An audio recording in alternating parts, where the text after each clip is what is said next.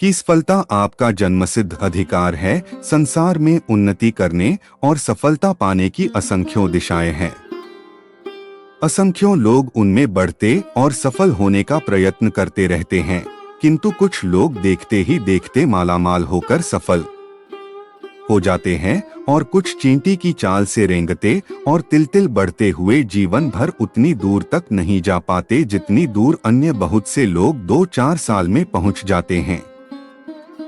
दो समान एवं सामान्य स्थिति के व्यक्ति व्यापार क्षेत्र में एक साथ उतरते हैं। एक घोड़े की चाल से दौड़ता हुआ शीघ्र ही बड़ा व्यापारी बन जाता है और दूसरा छोटा सा ही रह जाता है।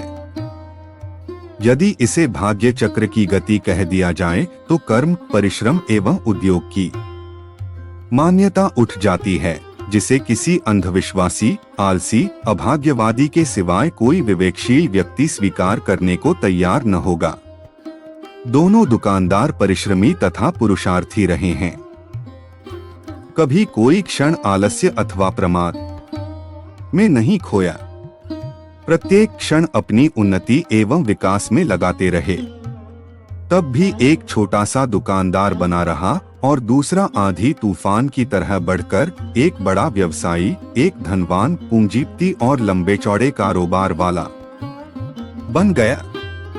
उसकी कर्म स्थापित हो गई, बैंकों में खाते खुल गए, टेलीफोन लग गया और मुनीम रोकड़िए काम करने लगे। अभी एक बेचारा अपने छोटे से मकान की नींव भी नहीं डाल पाया था कि दूसरे की कोठियों पर मंजिलें चढ़ने लगी। दरवाजे पर कार खड़ी हो गई। निश्चय ही ऐसा लगता है कि उन दोनों में से एक सफल हो गया और दूसरा असफल रह गया।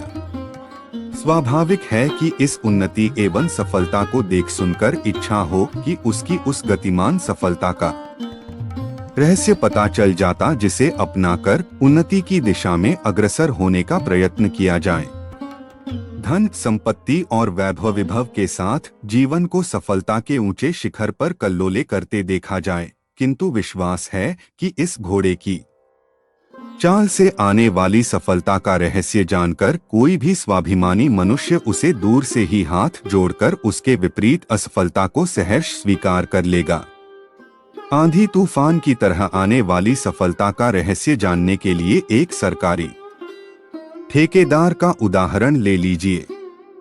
वह अपना कार्य किसी ठेकेदार के पास मजदूरों की कारगुजारी देखने और लिखने के काम से शुरू करता है। मालिकों को दिखाने के लिए मेहनत करने का अभिनय तो करता है, पर साथ ही मजदूरों से मिला रहता है। किसी को आराम देकर अथवा अधिक पैसा दिलाकर कमीशन लेता है। इमारत के मसाले में गड़बड़ी करके मालिक के मुनाफे में सहायक होता है। साथ ही मौका पाकर मालिक के सामान पर हाथ साफ करता है। मजदूरों की कारगुजारी और हाजिरी में हेरफेर करके या तो उन्हें परेशान करके नाजायज लाभ उठाता है या सीधे सीधे मजदूरी मार लेता है। सामान सप्लायरों से मिलकर कमीशन तय करता और घटिया माल की खपत करा देता है। अफसरों को खुश करने के लिए चाटुकारी तो करता ही है, साथ ही मालिक से रिश्वत दिलवाकर खुद भी फायदा उठाता है। इस प्रकार अपनी आर्थिक आय के अनेक स्रोत खोलकर उन्नति का मार्ग प्रशस्त करता है। इस बीच उसे हजारों बार मजदूरों के कोप तथा आक्रोश भाजन बनना पड़ता है। मालिक से डांट और अफसरों से अपमान प्राप्त करता है। नौकरी से अलग होने की नौबत आती है तो खुशामद करना, पैर पकड़ना और गिड़गिड़ाना काम आता है। धीरे धीरे छोटे मोटे ठेके लेकर काम आगे बढ़ाता है। रिश्वत, बेईमानी, असत्य और कपट की नीति से पैसा पैदा करके बड़ा ठेकेदार बन जाता है। फिर क्या राष्ट्र की संपत्ति हड़पता और सरकारी सड़कों, भवनों आदि में खोटा माल लगाकर खरे पैसे लेता है। कमजोर और अनुपयुक्त निर्माणों को रिश्वत के बल पर पास कराता और मालामाल बन जाता है। यह है वह रहस्य जिसके आधार पर अनेक लोग घोड़े की चाल चलकर बड़े आदमी बन जाते हैं और कोठी, कार, रेडियो, बंगले की चमकदमक में सफल दिखाई देते हैं। आत्मा से लेकर राष्ट्र तक और लोक से लेकर परलोक तक की हानि कर बढ़ने वाले व्यक्तियों को यदि सफल माना जा सकता है तो फिर संसार में असफल व्यक्ति किसे कहा जा सकता है, यह बात विचारणीय है। ऐसे आदर्श एवं आचरणहीन व्यक्तियों को वे लोग ही सफल मानकर प्रशंसा एवं स्पृहा कर सकते हैं जो या तो सफलता का अर्थ नहीं जानते या फिर उसी मनोवृत्ति के होते हैं। आर्थिक स्वार्थ के लिए आत्मा, स्वाभिमान, मनुष्यता तथा राष्ट्र के हित को बलिदान कर देने के बाद भी जिसे संतोष और प्रसन्नता होती है, उन्हें मनुष्य की श्रेणी में गिनने में संकोच ही होना चाहिए। इसके विपरीत दूसरा व्यक्ति जिस काम में उतरता है उसे न तो ईमानदारी से करता है, न स्वयं अनुचित लाभ उठाता है और न दूसरे के लिए सहायक हो पाता है। नौकरी में मालिक के प्रति ईमानदार रहता है, हर प्रकार से उसके हित का ध्यान रखता है, किंतु अनुचित लाभों में सहायक नहीं हो पाता। निदान कोई उन्नति किए बिना यथास्थान पड़ा रहता है। धीरे धीरे अपनी शुभ कमाई से मितव्ययता पूर्वक कुछ बचाता रहता है और जब थोड़ा सा पैसा हो जाता है तब काम को आगे बढ़ाता है। वह घूस देकर किसी दूसरे का अहित नहीं करता और न एक के बदले चार पाने का लोभ करता है। आत्मा, स्वाभिमान, राष्ट्र तथा मानवता की रक्षा करता, लोक परलोक के रास्ते में कौटे नहीं बोता और थोड़े में संतोष करता है। ऐसे ईमानदार तथा आदर्श एवं आचरणवान व्यक्ति का उन्नति की गति धीमी होना स्वाभाविक है। वह कहीं जिंदगी भर की कमाई में रहने योग्य एक अच्छा मकान बनवा पाता है। बैंक बैलेंस, ऊंचा फर्म, लंबा चौड़ा कारोबार उसकी कल्पना एवं कामना के बाहर की बातें रहती हैं और यदि इनकी उपलब्धि होती भी है तो एक लंबे अरसे और कठिनतम परिश्रम के बाद, देखते देखते नहीं। लगभग जीवन की पूरी अवधि सामान्य स्थिति और साधारण कारोबार में ही व्यय हो जाती है। देखने वालों को असफल एवं अनुन्नत व्यक्ति ही दिखता है, किंतु वास्तव में वह कितना सफल व्यक्ति होता है, इसे विवेकशील व्यक्ति ही समझ पाते हैं।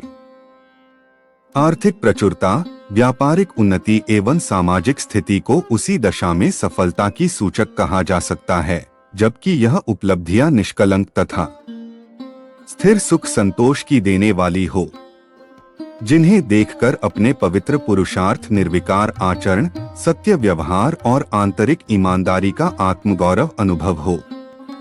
यदि यह उपलब्धियां अपने अन्याय, अनौचित्य, असत्य अथवा अनाचरण की याद दिलाकर आत्मग्लानि, हीन भावना, अपराधी भाव का कारण बनती है और उनसे वांछित एवं वास्तविक हर्ष की प्राप्ति नहीं होती है, तो निश्चय ही वे सफलता जैसे शब्द की अधिकारिणी नहीं बन सकती है। सफलता की कसौटी आदर्श रक्षा है, आर्थिक प्रचुरता नहीं। ठेकेदार की तरह ही सफलता असफलता का सच्चा स्वरूप समझने के लिए किन्हीं दो दुकानदारों का उदाहरण लिया जा सकता है। एक दुकानदार खाद्य पदार्थों में मिलावट करता है, कम तोल कर देता है, अधिक पैसे लेता है, चोरबाजारी करता है, ज्यादा दाम देने वाले के हाथ बेचता है, होते हुए चीज के लिए इनकारी कर अभाव पैदा करता है और महंगाई बढ़ाता है, भोले अनजान व्यक्तियों को ठगता है। इस प्रकार के जाने कितने अनुचित उपायों द्वारा पैसा कमाकर कोठी खड़ी करता है, बड़ी फर्म का मालिक बनता है, अपनी अनुचित कार्यवाहियों के लिए समाज में शंका, संदेह तथा अपवाद का विषय बनता है। पुलिस का डर, कानूनों और हुक्कामों का भय उसे रात दिन चैन नहीं लेने देता। आय एवं बिक्री कर की चोरी करने के लिए दोहरा कागज रखता और उन्हें कहाँ रखूं, कहाँ छिपाऊं के चक्कर के परेशान रहता है। रहस्यवाद, मुनीमों तथा नौकरों से अपराधी की तरह डरता है।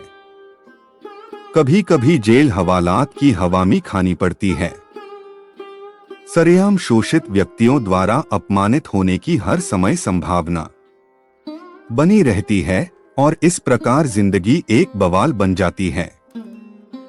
इतनी चिंताओं, भयों तथा अवहेलनाओं के साथ पाया हुआ धन, जमा की हुई संपत्ति यदि सफलता की सूचक हो सकती है, तो फिर असफलता को किन लक्षणों से जोड़ा जाएगा?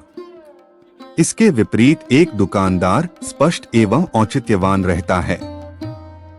कमाई कम होती है किंतु बाजार में साख है, ग्राहक विश्वास करते हैं।